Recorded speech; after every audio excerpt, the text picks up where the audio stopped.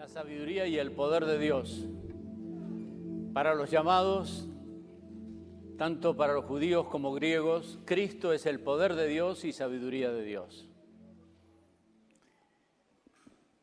¿Sabía usted que Leslie quiere estudiar hebreo? Y por intervención de Mercy, Dios le abrió una puerta para una beca y un viaje a la Tierra Santa sin costo alguno.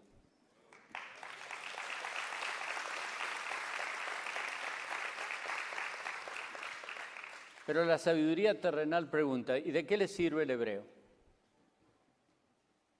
Hoy en día no es un lenguaje comercial.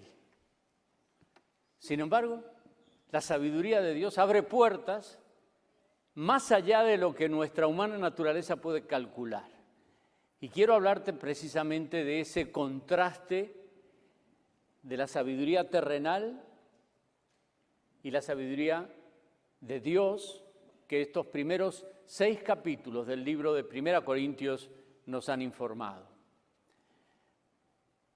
Ambas, la sabiduría y el poder de Dios, se encuentran en Cristo. Y esto nos lo confirma no solo el capítulo 1, sino el capítulo 2, versos 4 y 5 del libro de 1 Corintios. Dice: ni mi mensaje ni mi predicación fueron con palabras persuasivas de sabiduría, sino con la demostración del Espíritu y de poder, para que vuestra fe no descanse en la sabiduría de los hombres, sino en el poder de Dios. Por un lado, la sabiduría humana, con todos sus bemoles. Por otro lado, el poder de Dios. Sabiduría que el hombre natural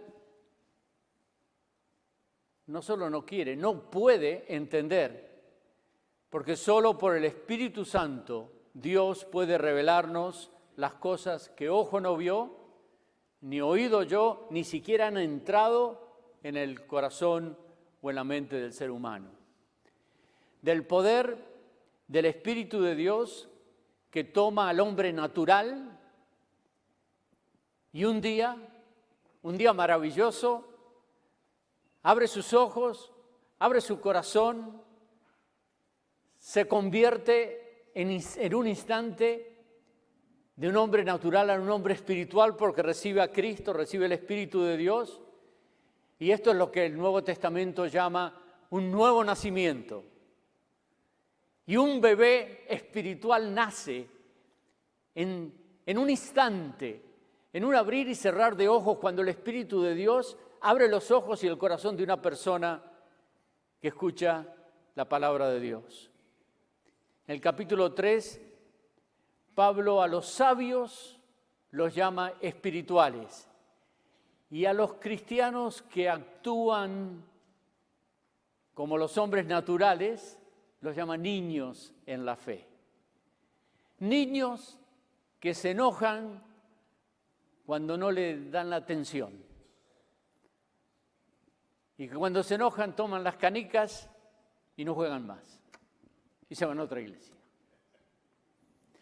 El sabio crece espiritualmente. Y a través del crecimiento alcanza la madurez espiritual. Y te preguntas, ¿y cómo crece?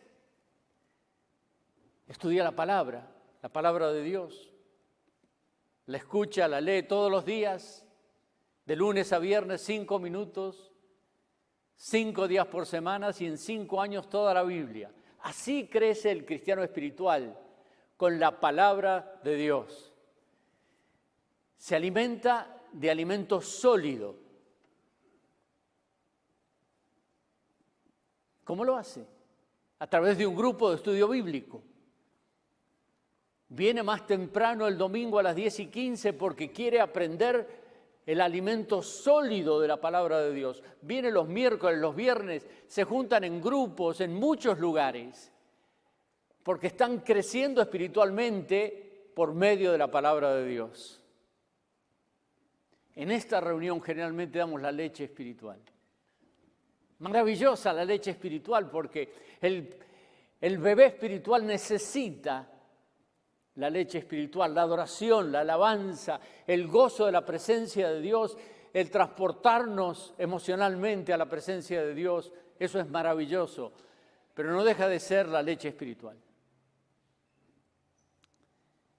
Probablemente haya más de 100 personas aquí que están todavía bebiendo la leche espiritual y a ellos quiero invitarlos a comer el manjar sólido de la palabra de Dios, del estudio de la palabra de Dios, de asistir a las clases bíblicas, abrir la palabra, a masticarla, a crecer espiritualmente a través de ella. Los miércoles, los viernes, los lunes, prácticamente todos los días. Y si no hay, usted busque y le armamos un grupo de estudio para que usted pueda estudiar la palabra de Dios y crecer espiritualmente. Y no se quede como un bebé espiritual toda la vida.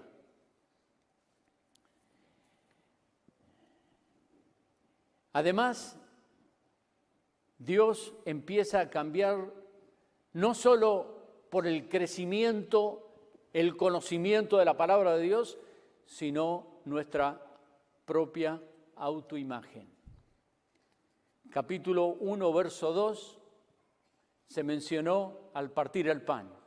A la iglesia de Dios que está en Corinto, santificados en Cristo Jesús, literalmente llamados santos. Muchas traducciones dicen llamados a ser santos. Y es verdad, hemos sido llamados a ser santos, pero la palabra dice acá literalmente llamados santos.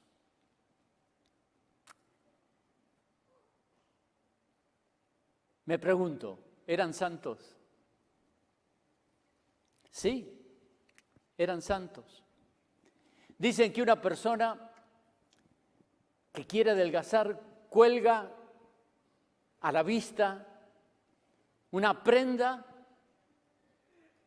para cuando adelgace. Y la quiere ver constantemente porque el verla constantemente le inspira a desear adelgazar lo suficiente para poder lucir esa prenda. Porque como el hombre piensa en su corazón, así es él. Proverbios capítulo 23, verso 7. Somos lo que pensamos. La sabiduría de Dios nos llama santos, aunque somos pecadores. Podría bien llamarnos pecadores, porque lo somos, incapaces, inconstantes, tantos adjetivos, pero nos pone delante de nosotros el vestido de santidad, nos llama santo para que nosotros querramos un día ponérnoslo y que nos quepa, porque hemos sido transformados a su imagen y semejanza. Para que, como dice el capítulo 5, la sabiduría de lo alto nos aleje de las cosas que nos privan de disfrutar de la presencia de Dios y del gozo de la santidad de Dios. Capítulo 5 nos dice que debemos alejarnos no solo de la inmoralidad, sino de aquellos que, llamándose cristianos, viven vidas inmorales. Porque no debemos engañarnos, las malas compañías corrompen las buenas costumbres. La sabiduría celestial dice no a los placeres mundanos, no a acostarse con cualquiera, no al incesto, no a la prostitución, pero no por temor a contagiarnos del SIDA, sino porque nuestros cuerpos son un templo del Espíritu Santo. La sabiduría humana dice, es tu cuerpo. Tú puedes hacer con tu cuerpo lo que tú quieras. La sabiduría celestial te dice, no es tu cuerpo. Y no solo no debes abortar porque es homicidio, sino porque tu cuerpo no es tuyo, somos templo y no somos nuestros, literalmente, como lo dice capítulo 1, versos 4 al 7. Ellos eran ricos, ricos en dones, faltos en fruto del Espíritu.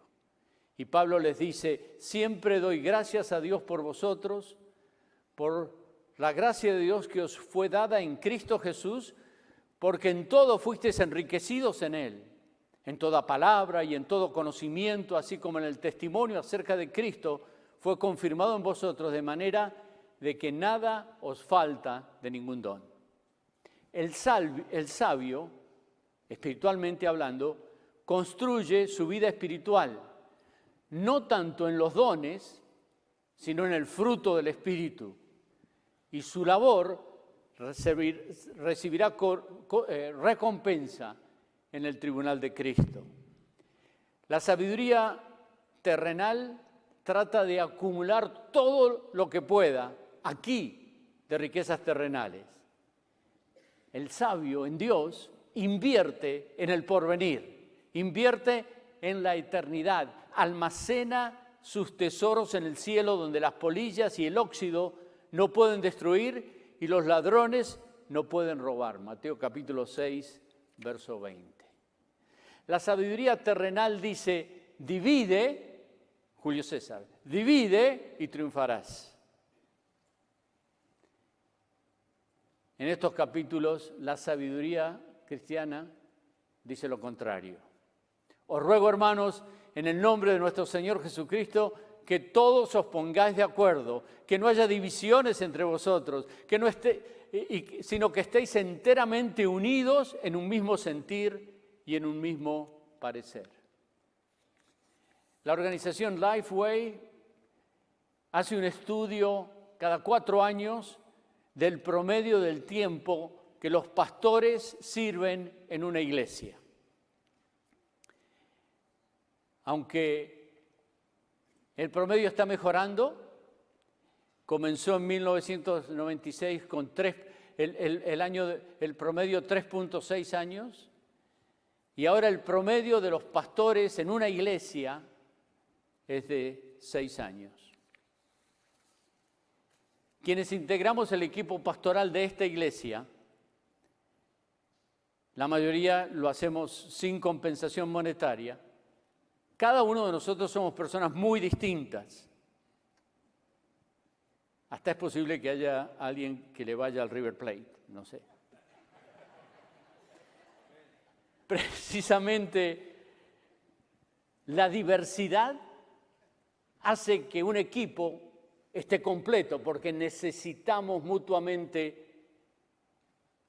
personas que piensen y sientan diferente. Pero el cuadro que sigue les da una idea del tiempo que Dios nos ha permitido trabajar juntos.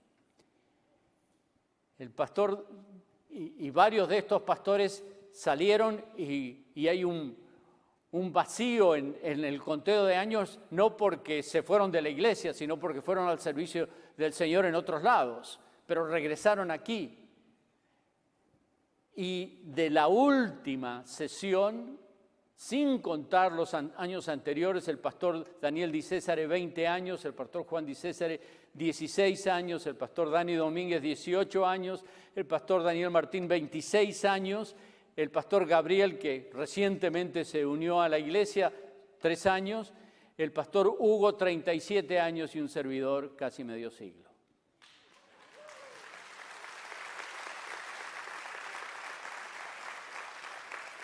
Discutimos, pero todas las decisiones importantes las tomamos por consenso. No tomamos ninguna decisión importante a menos que todos estemos de acuerdo, aunque seamos diferentes, aunque pensemos diferente. Oramos porque creemos en la unidad del cuerpo de Cristo y queremos que Cristo sea el que nos guía en todo y que la idea de todos nosotros sea mejor que la idea de cada uno de nosotros individualmente. Tememos a Dios. Y lo que hacemos, lo hacemos para servir a Cristo y a ustedes, nuestra iglesia. Y aunque la sabiduría del mundo nos dice, tú debes ser el mejor, tú debes ser el primero, la sabiduría de Dios nos pone en último lugar.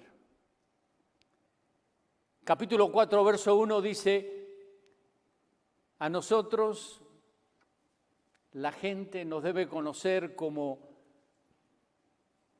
lo que somos, servidores de Cristo y administradores de la gracia de Dios. En la pantalla hay un barco con más de un nivel de los que reman. La palabra que usa siervos eran los que remaban en la línea de abajo, en la última línea de abajo, donde había más olor y más transpiración. Y Pablo dice que nos conozcan a nosotros como siervos y administradores, ni más ni menos. Y lo que debemos hacer es buscar no nuestro bienestar, sino el bienestar ajeno. ¿Por qué tú crees que no hay parking reservado para los pastores? Porque somos siervos y administradores, no somos dueños y señores. ¿Me entiendes? Ese es el sentir que Pablo le dice a los hermanos en Corinto. ¿Por qué tú crees que hay hermanos que mientras estamos aquí nosotros con aire acondicionado o con calefacción, están afuera cuidando los autos y llevando y trayendo gente? Porque somos siervos, porque servimos a Dios y queremos servirnos los unos a los otros, porque no somos, repito, dueños y señores, somos siervos y administradores. Administramos lo que Dios ha puesto, una clase de escuela dominical, el estacionamiento, la cocina, el trabajo que se va a hacer hoy para preparar este lugar para el jueves y el jueves trayendo gente. ¿Por qué lo hacemos? Porque somos siervos y administradores de los misterios de Dios, nada más ni nada menos. Porque pienso que Dios nos ha exhibido a nosotros, dice Pablo a los apóstoles, en último lugar, como sentenciados a muerte, porque hemos llegado a ser un espectáculo para el mundo, tanto para los ángeles como para los hombres. Y los dejo con una frase célebre: el que sirve, porque para crecer espiritualmente tenemos que estudiar la palabra de Dios y tenemos que servir. Y el que sirve, sirve. Se lo repito. El que sirve, sirve. Y te preguntas, ¿y el que no sirve? Tú la contestas. Porque Dios nos ha llamado a ser siervos y administradores de la gracia de Dios.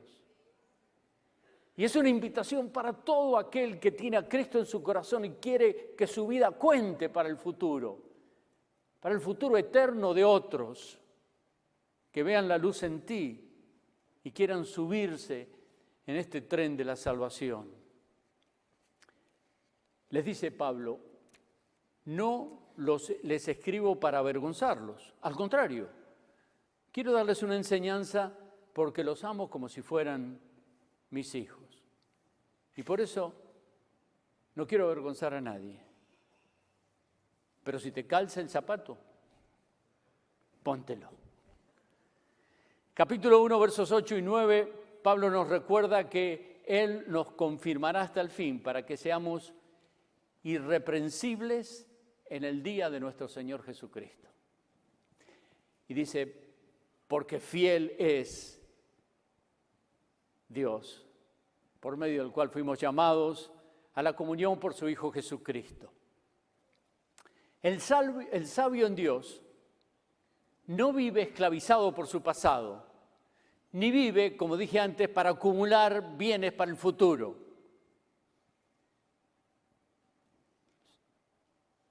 Sino se ocupa en terminar bien su carrera, porque sabe que hay un día que tendrá que dar cuenta delante de Dios. El maratonista no es tan importante cómo corre la primer milla. Lo importante es en la milla 26, en la llegada. El soldado no es tan importante cómo sale con su uniforme cuando va a la guerra. El chiste es cómo viene de la guerra. El fin, el final, la carrera concluida, como Pablo la concluyó.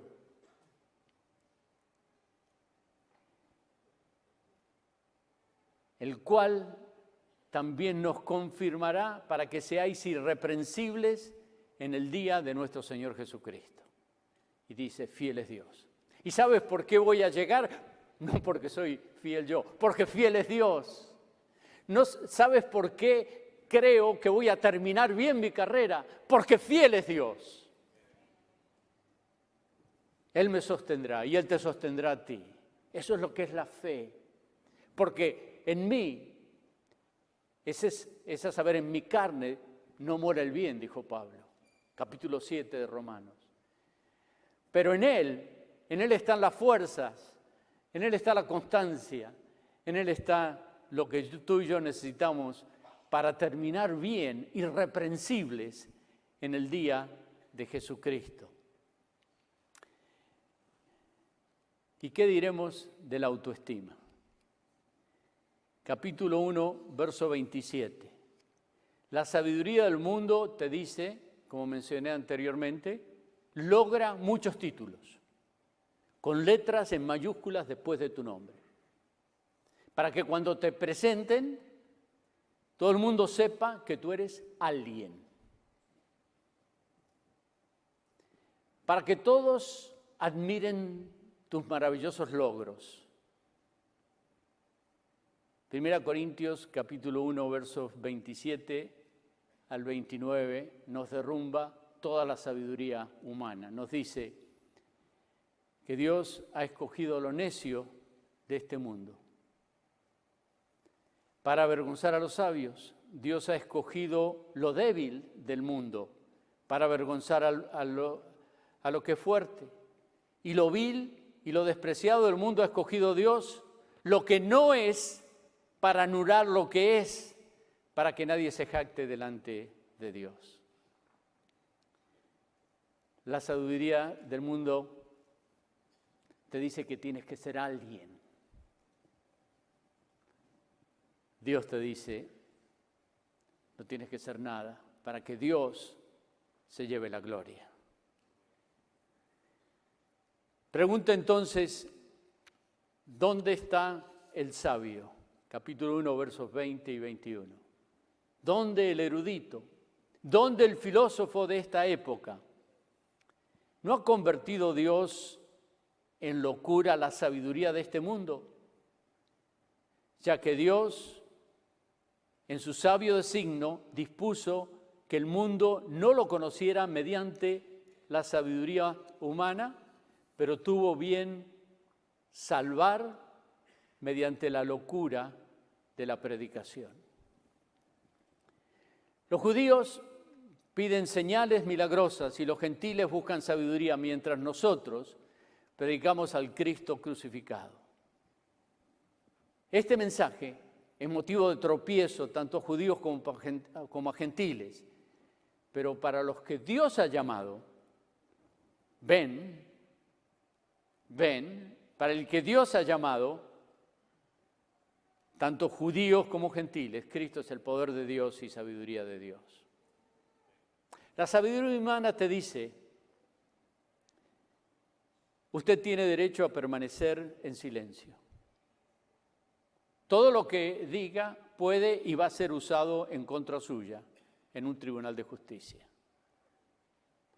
Tienes derecho a un abogado y si no tienes para pagarlo, la corte te asignará. ¿Te conviene? La sabiduría humana te dice, cállate. ¿Sabes qué dice la sabiduría divina? El que encubre su pecado no prosperará, mas el que lo confiesa y se aparta alcanzará misericordia. ¿Te das cuenta la diferencia de la sabiduría de Dios y la sabiduría humana? La sabiduría te llama a buscar a Dios. Te dice, ven. La sabiduría de Dios te llama a acercarte a Dios. La sabiduría terrenal como en el caso de Adán y Eva, te dice escóndete, aléjate, porque te hace sentir mal por dentro. Pero este es el autor y este es el libro que dice que hay tristeza que produce arrepentimiento. La tristeza de Dios produce arrepentimiento, de lo cual no hay que arrepentirse, porque el arrepentimiento nos acerca a Dios. El que encubre su pecado no prosperará, pero el que lo confiesa y se aparta alcanza misericordia, tiene paz, perdón. Y tiene un abogado, Cristo Jesús, el cual pagó nuestras deudas y aboga por nosotros delante del Padre. Tenemos que terminar, pero no se ha acabado ni la gracia ni la sabiduría de Dios. Y quizás no hay mejor momento que este momento para presentarnos delante de Dios, para que Él nos diga qué es lo que tenemos que hacer. Porque el verdadero sabio no es el que lo sabe todo, sino el que sabe escuchar la voz de Dios y responder a ella. Porque la sabiduría del mundo muchas veces no cuadra con el plan divino. Y hoy Dios te está hablando a ti. En primer lugar, te está llamando a que dejes la leche espiritual y que te pongas en pie espiritualmente, que tomes tu responsabilidad de estudiar la palabra, de unirte a un grupo de estudio, de decir, bueno, yo sé que me cuesta, yo sé que vengo cansado, pero tengo que hacer algo si quiero crecer espiritualmente. Y ahí tienes muchas alternativas para hacerlo. Despiértate, levántate, toma tu lugar, crece espiritualmente, sirve al Señor. Sírvelo con todo tu corazón, sírvelo con esfuerzo, con sacrificio, porque a eso nos ha llamado Dios. Nos ha llamado a una entrega completa para que hagamos su voluntad. Y especialmente si nunca has entregado tu vida a Jesucristo, si tú no sabes con seguridad que tus pecados han sido perdonados, este es el mejor momento para saldar tu cuenta con Dios. Y te preguntas, ¿cómo lo puedes hacer? Confiesa el nombre de Jesús. Jesús dijo que el que lo confesare delante de los hombres, Él lo confesaría delante del Padre. No te dé pena entregarte a Cristo. Escucha su voz interna en el corazón y dile, Señor, aquí estoy, perdóname. Si no sabes cómo hacerlo, voy a hacer una oración, tú la puedes repetir si quieres. Les voy a pedir a todos que en una actitud de oración inclinemos nuestros rostros para orar. Señor, tú estás hablando a nuestras vidas, tu palabra, Señor, nos habla, tu espíritu nos llama. Nos dice, ven, y nosotros queremos ir, Señor, escuchamos tu voz y queremos hacer tu voluntad. Y yo te ruego, Señor, que ponga palabras así en algunos que en esta mañana están con sed de ti, que quieren entregar sus vidas a ti, porque quieren la sabiduría tuya. Y si tú eres uno de ellos, amigo, amiga, dile a Jesús, aquí estoy, perdóname. Dile en tus propias palabras y en tu corazón, perdóname, Señor, soy pecador, me confieso pecador. Y te confieso a ti como mi Señor y mi Salvador. Mi Señor, porque quiero seguirte y servirte, aunque me cueste, Señor. Y mi Salvador, porque tú pagaste mi deuda en la cruz. Y quiero que entres en mi corazón. Entra, Señor. Dile, entra en mi corazón y perdóname. Oh Dios, yo te doy gracias, porque todo aquel que viene a ti, tú no le echas fuera. Y Señor, en este mismo momento, aquí en este lugar y quizás en muchos otros lugares a través de la comunicación electrónica por la cual llegamos, haya personas que hayan orado conmigo. Oh Dios, te doy gracias porque me permitiste compartir las buenas nuevas del perdón y la salvación. Y los valientes lo arrebatan. Señor, gracias por ello. Y te pido tu bendición, Señor. Y te pido que tú me des el privilegio de poder estrechar la mano de aquellas personas o recibir un texto o un correo de aquellas personas que hoy entregan su vida a Jesucristo, para poder caminar con ellas y crecer con ellas y ayudarles a caminar en el camino de este mundo. Te lo pido en el poderoso y santo nombre del Señor Jesús. Amén.